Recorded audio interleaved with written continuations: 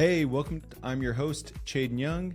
Today we have a special guest and a longtime client of ours, Dr. Philomin. Hey, how you doing?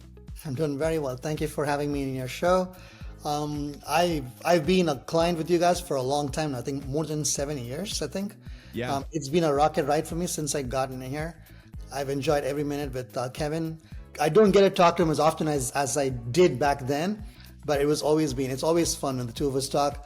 We come up with lots of new ideas. Most ideas are almost happening instantaneously for me, so I'll take it and drop it out with my team and then make it happen. So it's always fun to talk to Kevin. I love that. I know he told me before we jumped on, he talks to, is it Deepti? He talks to her pretty much on a weekly basis, talking with her and having conversations about stuff. That is absolutely true. Yeah, Deepti is my COO, and then she runs the entire marketing platform for all my new patients. The reason why I always wanted to talk to Kevin, and I think it's necessary for any business owner or a dental practice owner who hires a marketing team to do their marketing. You guys as marketing company will probably have an understanding of what's needed and wanted in the community, but you can never figure or predict what's happening unless the dental office owner or the team that's running that practice is giving that information to you guys. So you can kind of optimize the marketing strategy, change a little bit, tune a little bit, and then see the results from it. And by the time you do this once every 6 months, it's just too long. These guys have already wasted so much money. There's lots of losses more than gains in there. And that's what I normally see. As part of my teaching experience, that I teach a lot of dentists how to improve their treatment plans and their sales in their office and also run a nice structured practice like I do mine. What I've always noticed was they always come and say, all these marketing companies don't work. Nobody's qualifying. Lots of stuff like that. Like I have 100 leads, but nobody shows up to my practice. Like it's always the marketing company's fault. I'm like, no, the only thing the marketing company can do is to generate leads for you.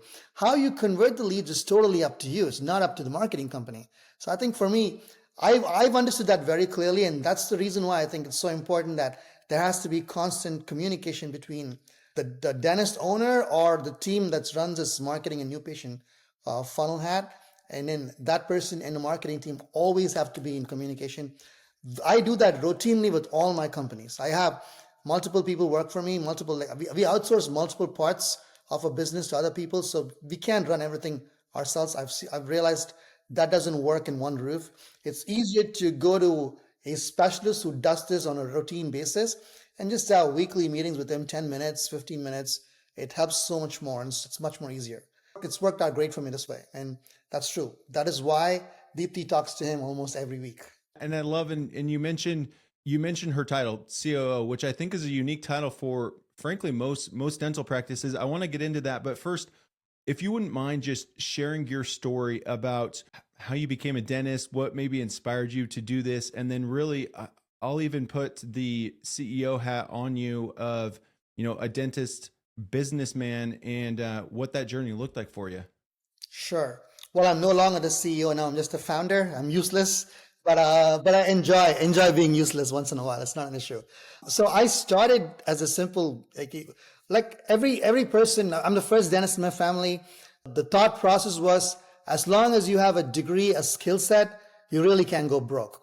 You'll have some money to put food on the table, a roof over your head and your family. That's all my parents wanted for me. And that's how I ventured dentistry. Well, the dentistry was more like a choice. Either I can become a medical doctor or dentist. I figured if I'm going to be a medical doctor, I'm going to probably spend like 15 years before I can actually become somebody. And I just didn't want to wait that long. So I chose dentistry as a path. But I think I've also spent a good 15 years learning a lot in dentistry before I became something. So simple to start. It was just a simple dental office I purchased. And it was like 80% Medicaid population. And then the remainder 15% was some private insurances and fee-for-service. It didn't take me long though. It probably took me maybe about 6 to 8 months to realize this is not what I signed up to do. I wasn't really helping anybody. I was just doing what insurance was allowing me to do. When I realized this, I said, okay, I need to change my life. So that's when I started exploring other options in dentistry. What can I do to make someone's life more comfortable? I got into learning surgical dentistry, implant dentistry, and that took me to another level to understand I can never perform implant dentistry based on what insurances offer. So I had to be completely fee for service, which is also not possible. It's not easy to just transform a practice which is mostly Medicaid into fee for service. So then I told myself, in order for me to do that, I got to go learn how to run a business. So I learned how to run a business first. That took me a few years to understand. And once I understood, I slowly started removing myself from dental insurance plans. Over the years, as a simple dentist owner, office manager, receptionist, we grew. We grew much and much. Like the office was grossing about $300,000 when I took over in 2006. I make over $11 million in one practice today. And that's truly because of the team I've created and how we operate. We were 5 people then. We are like about 42 employees today. And that's just one location in New York. Besides that location in New York, I have 2 other locations in Florida where I hardly even, the game for me was to figure out if a practice can run by itself without me being there anytime at all. And for most dentists, I've seen that's a problem, but with good systems in place, it is very, very achievable. So now I've probably been to one of the 2 practices I have in Florida, maybe once every 3-4 months. The other practice I've never set foot. I bought it last year. I've not even been there yet. But it runs, it does money, it makes money for me, and I don't get complaints from that. That's what I want to hear. No complaints, I'm happy. And it generates income. I don't have to be physically there. I'm happy with it. And I'm fixing people's lives. That's the most important key for me. Sure, money we use as a statistic to see if we are profitable or not. But my real true game is to see how many more lives can I change? How much can I change one's survival?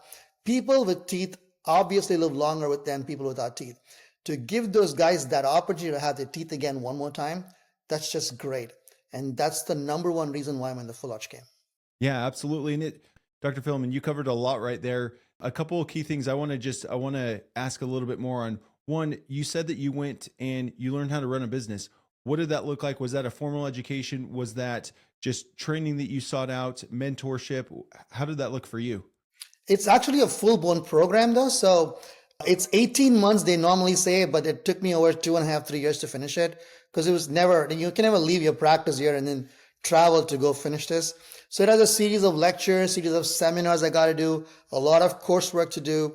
It trains you on how to run the business completely, from how much money you should be spending on your supplies to what kind of people you hire and what are their jobs. Then we have checklists for every one of those. Every position in my office has a statistic, and I manage them only by stats. I don't manage by I like you, I don't like you. It's clean black and white. If you do the work, it'll show that you've done the work, and I see on your stats. Same if you don't do the work, it'll show that you don't do your work. Now I can have a conversation with them. And again, everybody, I like everyone. I like people normally, so I enjoy working with everybody. I hire people, and it's not personal. You need to be able to do the job that you're hired for. If you can, then you can work for us. That's how I looked at it. That's how I've made my staff so able. Like most of them who come to me are not geniuses, but then because they're willing to learn and they can train themselves, they become amazing. Talk to me about some of those stats. So specifically on the full arch side of things, what are some of the stats that you look at with your team to hold them accountable and really just make it very black and white? And it's not about I like you, don't like you. It's, the specific stats. The main stats for any practice, I think, should be the number of new patients per practice per month, and then the number of the dollar amount collected per office per month by the office for the month, and the amount of production per doctor. Some of them may have multiple doctors, but each doctor should have a production quota and they have to meet it. So and then there's a target for the next month and the next month and the next month, and maybe for a quarter. So these basic stats, basic KPIs we use. But individually, like let's say a receptionist per se, she has a stat too. Her stat is basically the number of phone calls and texts that is received and that is logged in. So in my office, I have like over 1,000 phone calls and texts per week. So that's important for me to know. And that will tell me how many people are getting converted, how many of them call for as a new patient, how many of them call because they want to schedule an appointment, but that gives me the data. So those are little subtopics and substats that you have to know, but that's for each title. And that's how I manage each person. But for the general public who's listening to this, or a person who's listening to this conversation for the first time, like, what do we need the stats for? Minimally, they should have these basic 3 stats: new patients, gross production, gross collection each month. I love that. And I love that it sounds like every single person in the practice, they all have you have the overarching practice stats, which you just mentioned, those 3. And then the subset are your receptionist or the individual doctor or associate, what their specific stats are for the bigger stat. And they all feed to the bigger stat that you just mentioned, right? That is correct. Exactly. That's exactly how it works. So everyone's now accountable for something. So they can't just say, well, it's not my fault, the patient didn't show up. Like, that's also another thing for me. If your schedule fell apart, normally you want to blame someone for it. Like, no, don't blame anyone for it. If your schedule fell apart, it's because you didn't want to work there. That's how I look at it. So now they'll start picking up the phone and calling. I've had my doctors pick up the phone call and say, hey, you had an appointment with me. Why are you not here? Come right now. Let's fix this thing right now. Let's get on with it. So that's the kind of culture I want to build in my practices. And that's what we've done so far. It's a culture of excellence, right? A culture of no excuses. That's correct. There should be 0 excuses. Like, if something good happens, it's because of you. If something bad happens, it's also because of you. You just can't take credit for the good and not for the bad. It's best not to have anything bad happen. So go take responsibility for it, accountability for it, and go handle yourself. So transitioning from single practice owner to growing and expanding multiple practices, having a COO, a CEO, or somebody that's probably running that. How did that transition look like for you? Was it pretty quick? Was it over a long period of time? What did that look like? Well, I would say it did take time. It didn't happen overnight. I'll be lying if I said it happened overnight. So, but it happened in phases though. So the first phase was to drop all my insurances and then think of just helping the patient who sat in front of you. And then when we got that part handled, then I said, okay, fine. I want to do other things. You don't need me to do everything here anymore. So I went and ventured on teaching. I ventured on other things that I wanted to do. And then I had appointed somebody I know who could handle the practice, Dr. Divya. She became the CEO of the practice. And then I had 2 amazing kids. They came to me as dental assistants. One is my CFO and the other one is COO today. One manages all my money. Sometimes it's funny how I would tell him that, can I buy this today? He's like, no money this month. I'm like, what? But it's amazing how he has no problem with confront. I'll say, no money this month. Next month, doctor. And he'll just walk out. But that's the kind of guy I want to have my money controlled by, not somebody else. Not somebody who's weak and say anything you want, doctor. He'll still try to help me to get what I want, but he would just tell me on my face, not this month, we're not there yet. When I have the money, I'll let you know. And I want someone with that kind of confront and say, yes, can be done or can be done. And those are the guys who'll actually save your money. Like, sure, there's nothing I don't have. I have like 4 different sets of intraoral scanners. I have one, New York is a very tight space to get a lot of room. And I have 43 employees. Where am I going to sit all of them though, right? So I have an office on one part of the street. Right across the street, I found another spot. So I took that space too, and I built more opportunities there. So my staff are on both sides of the offices, and that's how we run an operation. But I have so much equipment. There's nothing I don't have. Normally, we only had one. Until recently, we only have one CBCT machine, but it became a hassle for patients to walk across the street to get the CBCT and go back. So I'm like, you know what, screw this. Let's get them a CBCT too. So you name it, I have it. There's nothing I don't have. And if that's all possible because he knows how to handle the money. There's absolutely no wastage. What has been your biggest surprise throughout your journey as a practice owner and a businessman? What's been your biggest surprise throughout this entire journey for you over, the last 15, 20 years? I would say staff people. The people are very difficult to deal with. Everything else is very easy. Most of my problems from staff, obviously. And then the bigger the organization, the more problems you have with the staff, the more laws you have to abide by. There's lots of other things too. So without stepping on anybody's toes, we have to do this perfectly right. That's the hardest part. And staff are hard. It's just not like for a small amount of time between 2020 and 2023, I couldn't find staff. No matter what you want to pay them, they just won't show up to work. Speaking of 2020, sorry to cut you off there. Speaking of 2020, how did you navigate that, with the low shortage of staff? How did you navigate that? And obviously, you grew a lot from that time. How did that look for you? So the one thing I guys always said is you need to have some good people. I always had like a bunch of 7 to 10 loyal people. They will come for me day or night. They will fight for me day or night. There's never a problem for me, for those guys. So those 10 people stayed back during COVID to help me out. Like, we shut the office down because it was a mandate from the state. So we shut the office down. We all went home. For the first 4 days, I was just like, I was ignoring everything that was happening behind me. Then my managers, like all of them, called me and said, we need to go back to work. I'm like, what do you mean? My phone's blowing off. Like, I can't even have 1 second without the phone blowing off, and I don't have hands and I can't speak anymore. I'm like so tired talking. And there's so many people calling for emergencies, doctor. I feel bad for them. We have to go back. So I called my 10 guys and says, how many of you guys want to come back to work? Like, I didn't expect all the 10 would say yes. All the 10 said we'd come and work for you. Yeah. So we went. Those 10 of us went. We worked every day through COVID. Wow. No, not a single day. We took off. And from that, I mean, from that, you obviously have been able to grow and expand and do a lot of great things, right? Absolutely, yeah. That really did change because people understood that we cared for them. We showed up to work, and that's how it started for me. And then I realized that I had to be more creative. I came up with this teledentistry concept. I did a lot of consults over a Zoom call like this. So when I realized that I could help them this way, then they would come into the practice. So there's no purpose bringing someone into the practice if they didn't want to be helped. Only when I knew for a fact they were definitely willing to get helped and they had the means to pay for it too. Because I'm not running a free shop, obviously, so they have to be able to afford me. I confirmed all of that as well. And then they would come in the practice. It was seamless though. They would come in, they knew what they were getting. It was 1, 2, 3, it was done, it was over, that's it. Yeah, that makes a lot of sense. How did let me take just a step back in the time. You know, you've been working with us for almost 7 years. How did from the beginning when you first started working with us to now, you know, you've seen a pretty drastic change in the market, in just the competition, all of those things. How have you navigated that? And obviously working alongside us, how have you navigated all that?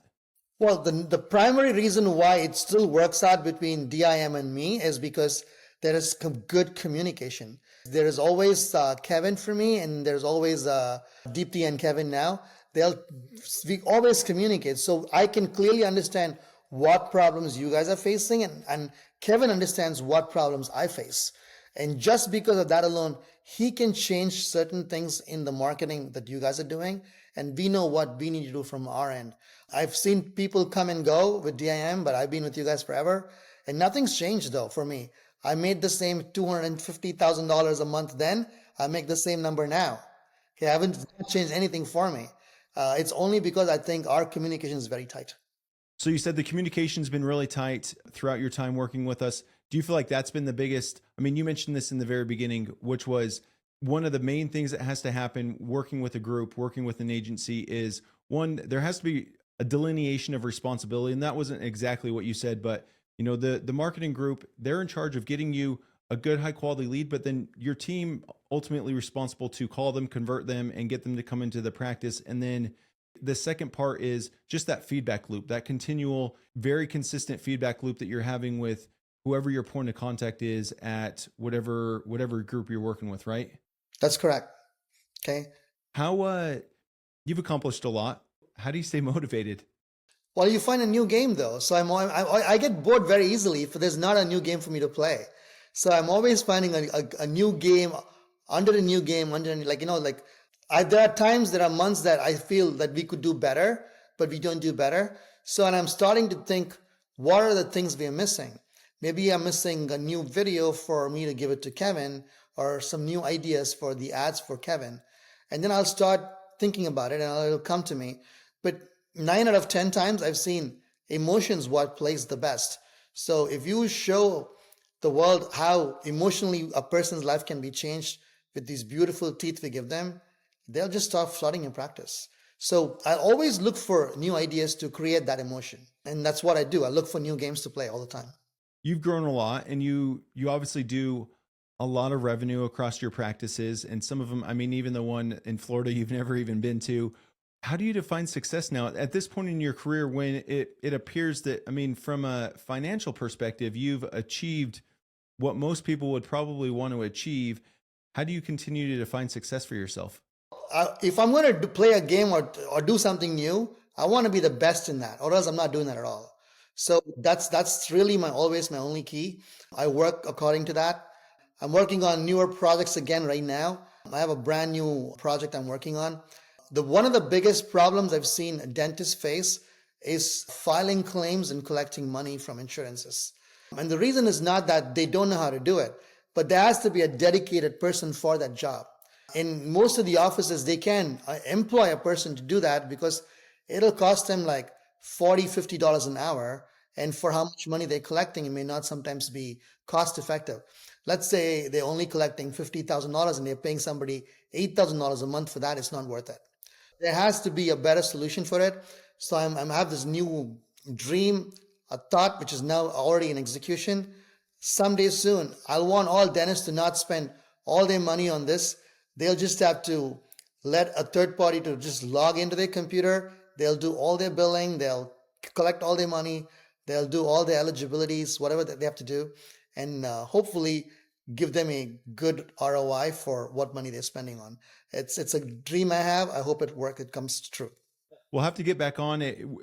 Are you ready to share? I'm putting you on the spot here. Are you ready to share a little bit about that, or maybe wait a little bit and get you back on the podcast when it's a little bit more developed? Bring me in 6 months and I'll tell you how well I'm doing. Heck yeah. I love that. I love that. What I want to wrap all this up. It's been a great conversation and just really sharing your story, your journey. And we've talked a lot, and I know every aspect of it. We probably could have dove in and had individual conversations about every aspect of what you've been able to accomplish. What type of advice or what parting advice would you give a doctor in just whether they are, let me do two things. One, what advice would you give a doctor who's just starting their journey, placing implants, doing full arch? Let me ask that one first, and then I'll ask the second one for you. The first thing any dentist should do is to dream big. The bigger your dream is, the closer to the dream you're going to get. Sometimes you'll actually get the right dream too. But if you don't dream big enough, it's never going to be enough. Yeah, I love that. What advice would you give to a doctor who has been doing it now for a while? They've probably been doing okay, but they're ready to take things to the next level. What advice would you give them to, okay, they have this big dream, but maybe they're kind of buttoned up against a ceiling. What advice would you give them on ways for them to surpass that and continue to grow and scale to where they want to achieve? Well, the first thing they have to do is to sit down for an hour, take some time for themselves, and write up what they want to achieve. Like some things are just in your head, it's not there, it's not focused.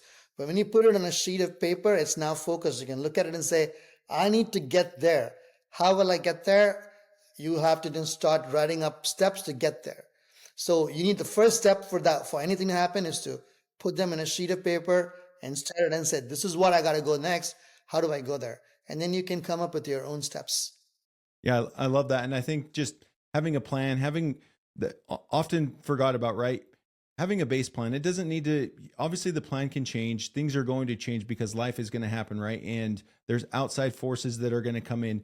But circling back to what you said earlier, having that extreme ownership of, hey, I'm not going to point the finger at somebody else. If this doesn't work, or if I don't hit my numbers, if that's not working, I can't blame the person that was calling, or I need to take action. I need to get after it myself and then find like-minded people like that to surround myself with, right? That's correct. And only always only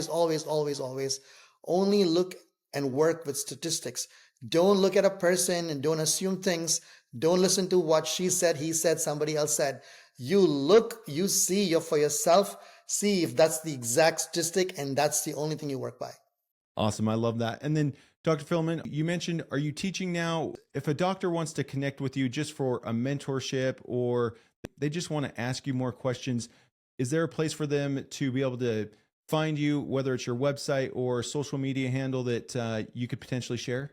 Sure. So we have multiple teaching programs. The primary program is called DDS Clinical. DDS Clinical is basically a program where you can learn advanced oral surgery techniques and full arch techniques, full mouth rehabilitation techniques where you restore the whole mouth with and without implants. That's where we teach them how to do the clinical aspects of it. We also teach a little bit about how to run your business as well. So I think that's necessary as well. I'm happy we can make another time just to teach people, or we can have a conversation on how do I train people. That could be a topic by itself. And it's a great topic, I think. And I think every dentist could use it. And then we can invite other guests to join us too, who I think who are much more able than I am. They've taught me and they've made me who I am. I think they'll be great assets to that group too. And we should do that together maybe at one point of time, and we'll see how we can make it bigger. Yeah, I love that. That would be awesome to get on and to dive into that a little bit more.